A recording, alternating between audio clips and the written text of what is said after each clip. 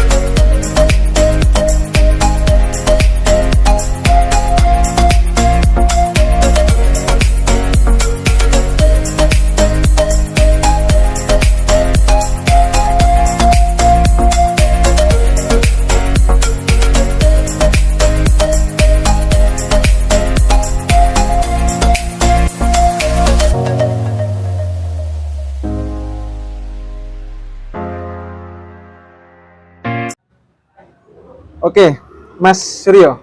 Iya. Sebelum saya berbincang menanyakan tentang Dejul Kopi ini, saya ingin menanyakan perihal Mas Suryo. Mas Suryo boleh menceritakan mungkin storytelling Mas Suryo. Asal dari mana, inspirasinya ke Malang seperti apa gitu, kemudian kok bisa menjadi owner dari Dejul. Ini untuk pertamanya nama saya adalah Suryo Atmojo, bisa dipanggil Suryo, biasanya dipanggil Suryo. Jadi untuk pertamanya saya adalah asli dari Jombang, dari Jombang Jawa Timur.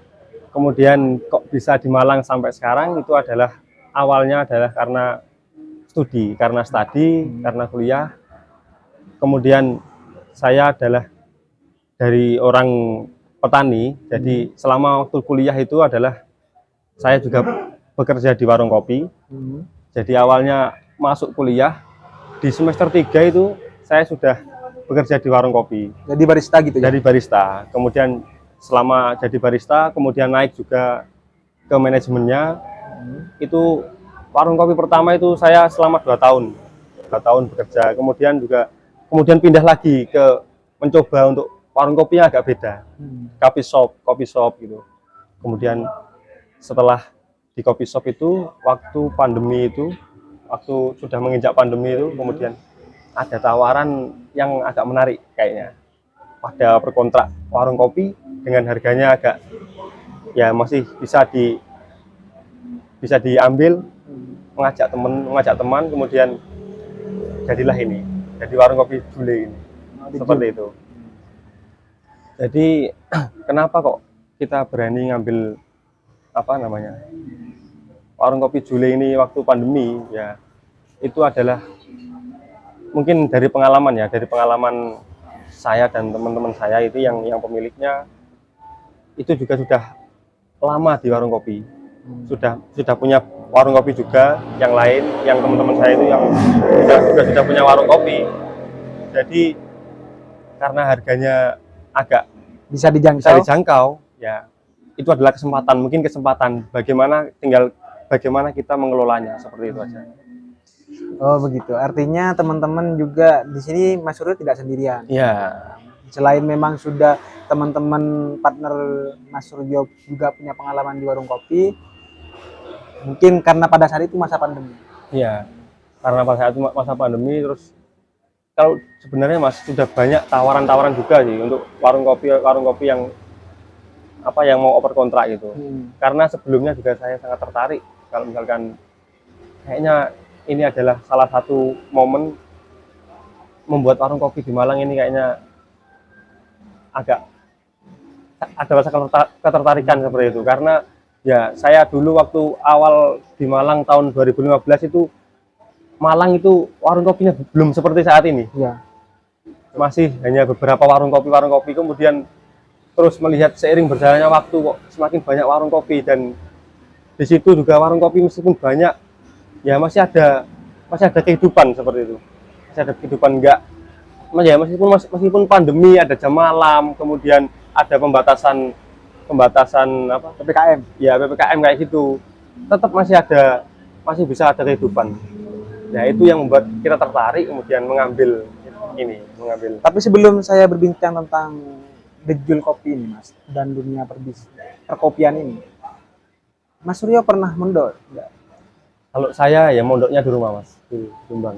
Di Jombang. Oh, artinya Ya. rumahnya dekat pondok gitu loh. Iya, ada di situ tambak beras. Tambak beras. Oh, tambak beras jauh dengan Gus Dur ya? Jauh, masih jauh. Terus kemudian kuliah di Malang di mana? Saya kuliah di Unisma. Unisma. Saya kuliah di Unisma angkatan 15. Angkatan 15. Iya. Jadi semester akhir paling akhir ini. Iya, semester paling akhir ini. Oke, siap. Terus ngambil apa? Kuliahnya saya di teknik sipil. Teknik sipil. Nyambung nggak dengan ini? Sebenarnya sih enggak nyambung ya kalau misalkan dengan pengelola bisnis gini. Seperti ini ya, karena kenapa saya kok bisa kuliahnya di situ kemudian mengelola bisnis kayak seperti ini. Awalnya itu adalah saya dari SMK-nya jurusannya juga teknik sipil, kemudian mau melanjutkan biar sesuai Linear lah. ya, biar linear sama jurusan SMK-nya itu, jadi ngambil teknik sipil. Kemudian kenapa kok di bisnis, ya itu tadi awalnya karena saya di Malang itu langsung waktu semester 3 itu sudah bekerja di warung kopi, kemudian ya di situ menemukan ketertarikan warung kopi. Artinya Mas Suryo ini teman-teman mulai dari semester 3 belajar hidup mandiri. Iya. Artinya tidak ada kiriman lagi. Ya ada, cuma ibaratnya itu adalah untuk membantu biar nggak semuanya dari rumah, dari orang tua. Semester 3, 4, 5, 6, 7 Ya, sampai terus itu expired. ya itu terus di warung kopi. Jadi selama saya kuliah itu dari semester 3 sampai sekarang itu terus bergelutnya juga di warung kopi. Meskipun itu berbeda-beda warung kopi, dan sampai sekarang di sini itu tidak pernah berhenti ya bekerjanya di warung kopi.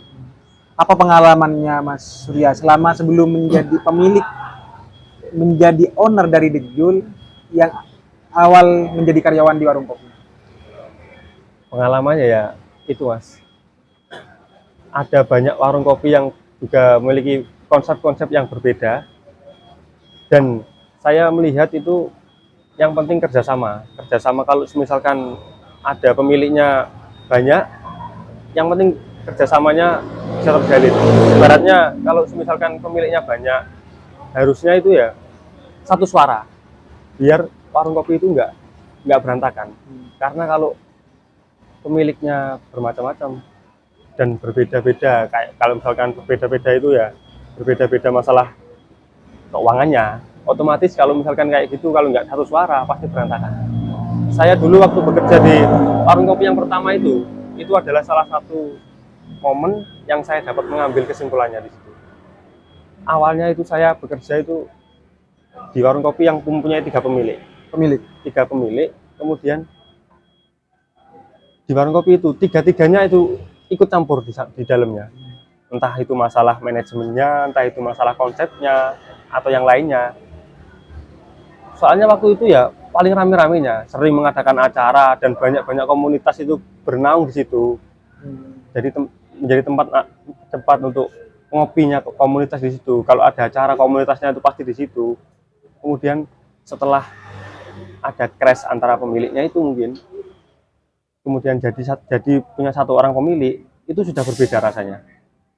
Jadi sudah nggak seperti dulu lagi. Ya, itu menjadi pelajaran buat saya, kalau misalkan meskipun banyak pemilik, kita harus bisa untuk satu suara seperti itu. Artinya itu salah satu pengalaman yang diambil Mas Suryo ketika menjadi karyawan. Iya. Jadi Meskipun barista itu- di warung kopi itu. Itu saya masih karyawan, tapi saya bisa melihat kayak gini. Soalnya karena perbedaannya sangat jelas, Mas. Perbedaannya sangat jelas waktu masih 3 pemilik kemudian menjadi 1 pemilik, itu sangat jelas perbedaannya.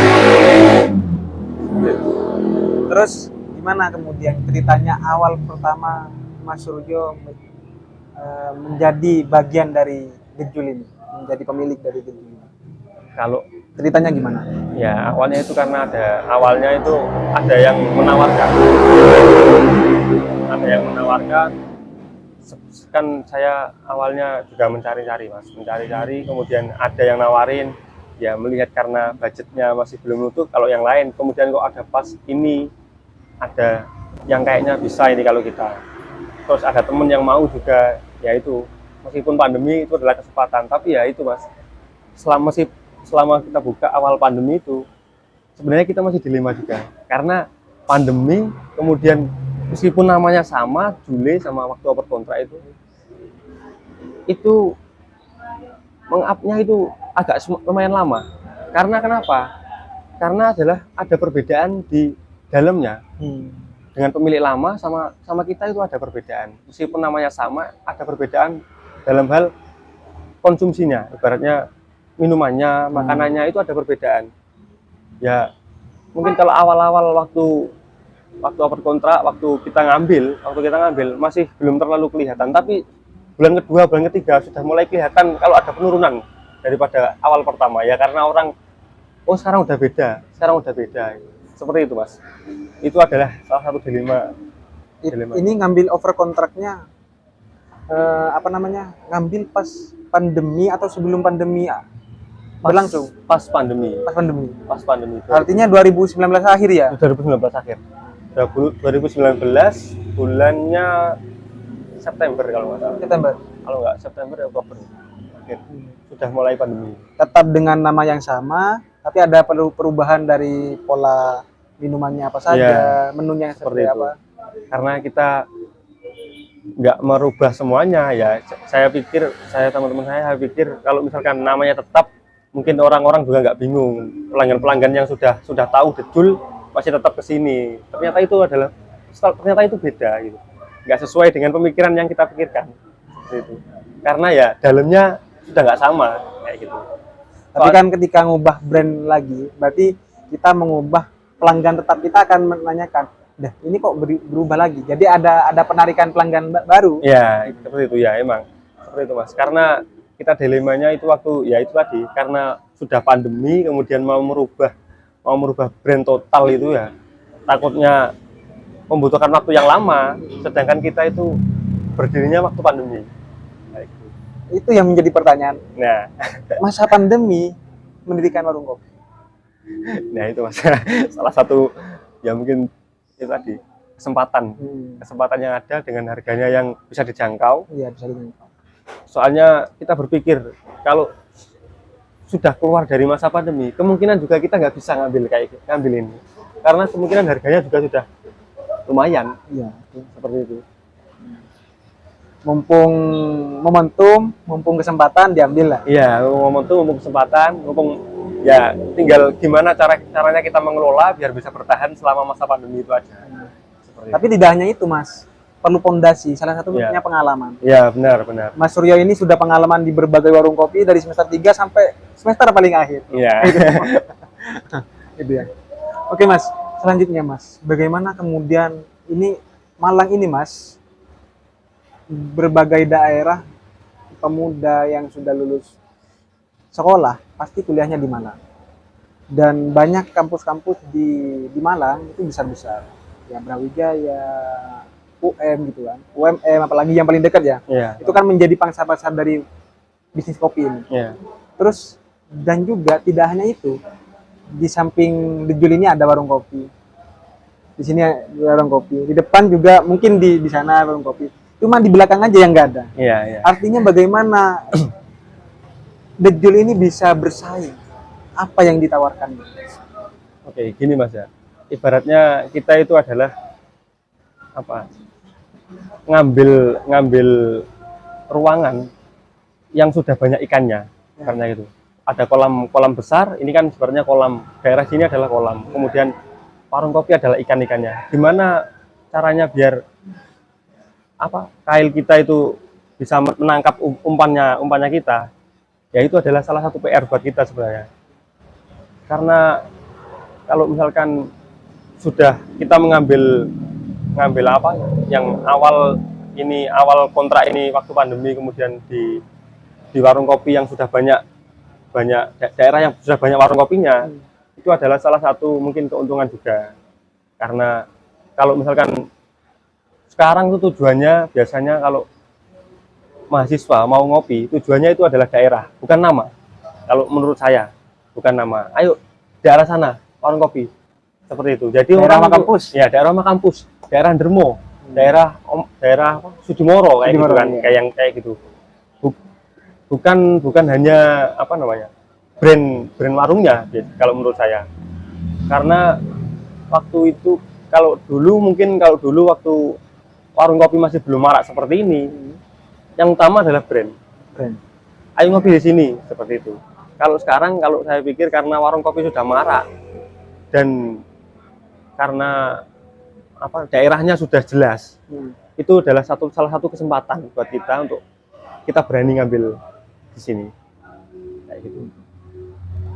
Seperti itu. Dan salah satu caranya buat kita memasarkan untuk menarik pelanggan yang dari luar, meskipun kalau melihat dari letak strategisnya sini adalah dekat dengan kampus UMM kayak gitu, tapi kita juga berusaha untuk menarik yang dari jauh, kampus-kampus yang dari jauh. Salah satu caranya ya kita mengirim pesan untuk salah satu organisasi di kampusnya itu, untuk ketuanya kita ajak ngobrol ke sini, kita tawarkan apa yang bisa kita bantu, apa yang bisa didapatkan dari sini, seperti itu.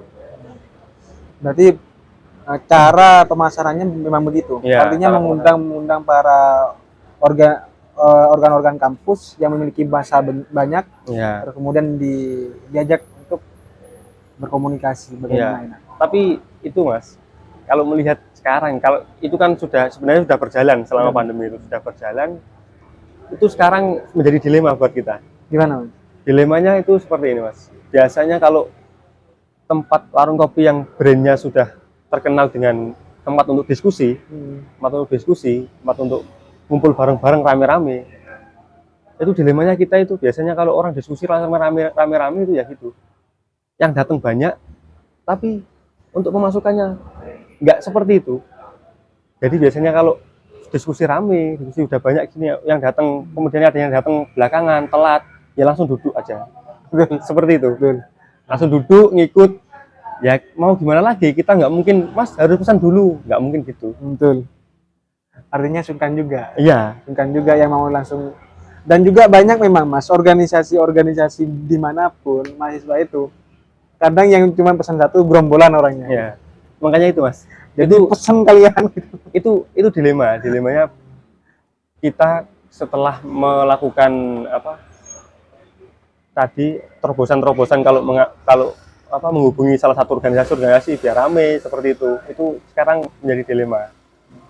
Kemudian ya itu salah satu caranya kita, karena melihat kondisinya seperti ini, kita juga survei lokasi yang lain. Kalau misalkan ada warung kopi yang rame, kita nyoba ke sana, ngopi ke sana, kemudian kita melihat seperti apa sih perbedaannya, gimana, kayak gitu. Kayak tadi malam kita juga ngopi di daerah sini, warung kopi yang rame. Kita pelajari perbedaannya apa, bisa buat rame itu. Tapi Mas, kayaknya ada kesinambungan nih dengan jurusan sampean, teknik sipil ya. Iya. Ini mungkin dari segi konsep tata letak juga berpengaruh atau enggak Mas? Pasti berpengaruh Mas, pasti berpengaruh. Sebenarnya saya kalau kita ngambil di Dermo, terus kemudian lokasinya di sini, daripada yang lain. Kalau di sini tuh dari bawah kelihatan, dari atas kelihatan, seperti itu. Kemudian kalau misalnya bangunannya ya, karena ini bangunannya kayaknya klasik, bangunannya sudah klasik. Kemudian emang memang ini adalah belum pernah ada revisi dari pemilik sebelumnya, belum pernah ada renovasi dari pemilik sebelumnya ya, karena yang pertama ya pasti dana, karena awal buka sudah waktu corona gitu. Tapi rencananya emang sudah mau direnovasi untuk dirubah sedikit lah untuk bangunannya biar ada penarik pelanggan juga. Artinya perlu ada sedikit penataan ulang. Iya, penataan ulang. Kalau untuk brand gimana? Ada perubahan nggak? Rencananya sih ada. Rencananya ada. Ini gini Mas, awalnya dulu itu kita sudah ada perubahan sebenarnya Mas. Untuk masalah tempat duduk kursi. Dulu ini waktu kita pemilik sebelumnya, tempat duduknya tidak seperti ini. Iya. Jadi kursi single, tidak ada sandaran. Kemudian gitu. Nah, terus kita melihat di sekitar kita, di warung-warung kopi sekitar kita, sudah tidak ada untuk tempat duduk yang seperti itu. Kenapa? Ya karena sekarang pasarnya adalah anak-anak games. Anak-anak game. Kalau anak-anak game, kemudian warung kopinya warung kopi tradisional, tidak cocok kalau misalkan tempat duduk sandarannya cuma tidak ada sandaran, tidak ada sandaran. Kalau anak-anak game kan sekarang ya berjam-jam ngopinya. Kalau cuma gini tok gitu pasti capek. Jadi harus gini, harus ada sandarannya. Nah, itu sudah kita rubah. Sudah kita rubah, sekarang ada sandarannya semuanya. Ada beberapa yang masih belum ada sandarannya. Nah, tapi melihat sudah ada perubahan seperti itu. Untuk peningkatannya masih belum terlalu maaf. Masih ya sudah ada peningkatan cuma masih belum terlalu yang kita inginkan, sesuai yang kita inginkan seperti itu. Oke. Nah, kalau masalah brand itu Mas, kalau masalah brand melihat dari kita sudah berjalan itu satu tahun lebih, ya, hampir 2 tahun. Sampai sekarang itu hampir 2 tahun. Kemudian dengan brand ini kok saya pikir agak susah ya orang-orang untuk mengucap dan mengingat nama Jule. Jadi rencananya ya setelah ini mungkin akan perubahan brand. Intinya nama itu sederhana ketika diucap tapi selalu diingat. Ya, betul. Gitu. Betul. Oh, kita mau ngopi kemana? Tidak lagi ke rumah kampus. Oh, ngopi di sini. Ya, oh, di tempat ini. Kita menginginkan seperti itu. Yang mudah ketika warung kopi yang lain itu teman-teman ketika ngopi, oh kita ngopi ke rumah kampus di mana? Jadi rumah kampus kan belum tahuan. Dengan brand baru mungkin bisa kemudian langsung teman-teman itu ingat, oh ini di sini loh enak. Gitu. Dengan brand ini dijual apa kayak gitu. Ya, yang mudah diingat dan mudah diucap. Ya. Gitu aja. Terus Mas, sejauh ini Mas, pandemi ini kan sudah mulai berangsur. Artinya tidak ada lagi pelonggaran PPKM dan segala macamnya. Meskipun ada PPKM level 1 di berbagai daerah tapi kan. Iya. Untuk valuasi Mas, gimana Mas? Peningkatannya Mas?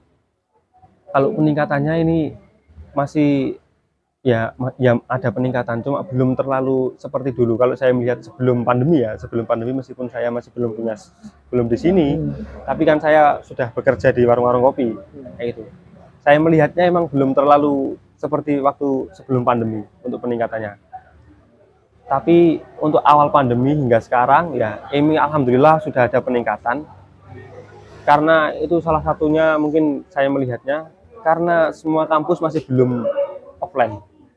Saya melihatnya belum offline, kemudian untuk bulan-bulan ini juga ini adalah musim liburan.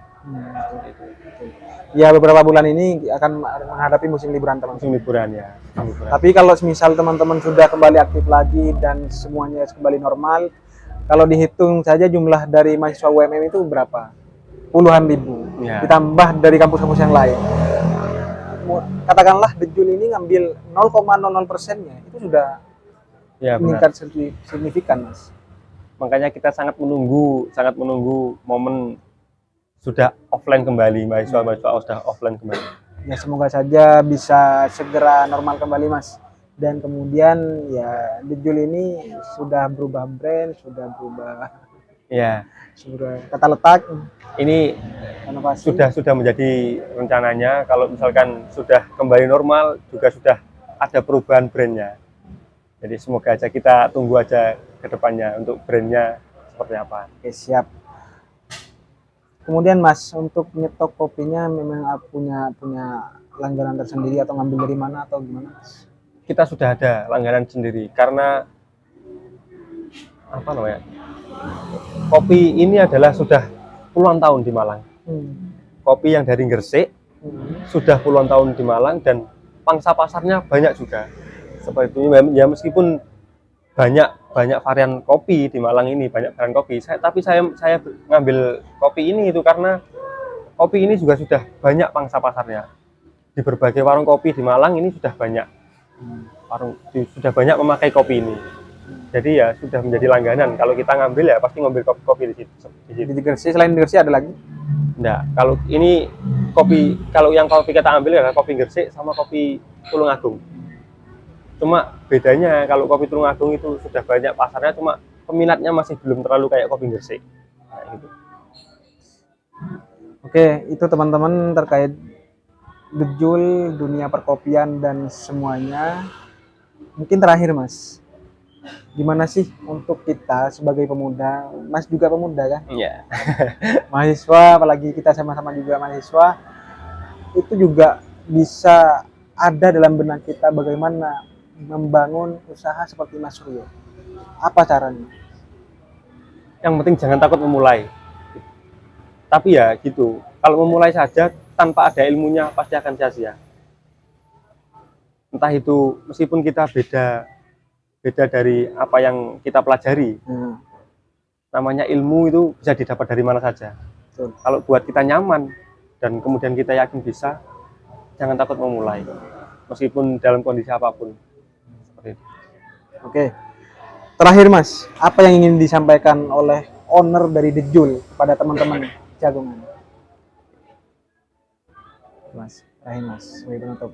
Oke Mas. Saya pikir Malang adalah tempat yang sangat menarik untuk berbisnisan. Salah satu contohnya adalah warung kopi. Kita sebagai pembisnis pemula, jangan takut untuk melakukan percobaan. Kita adalah, selama kita bisa melihat pasar, kita bisa memulainya. Itu ya. Artinya teman-teman nggak apa-apa, kita harus intinya mencoba meskipun gagal terus Ya, gagal, nanti akan ada di mana kita akan mencapai kesuksesan itu. Gitu.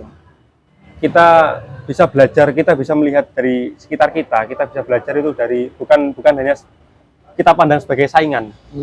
Di Malang adalah tempat warung kopi yang sudah banyak.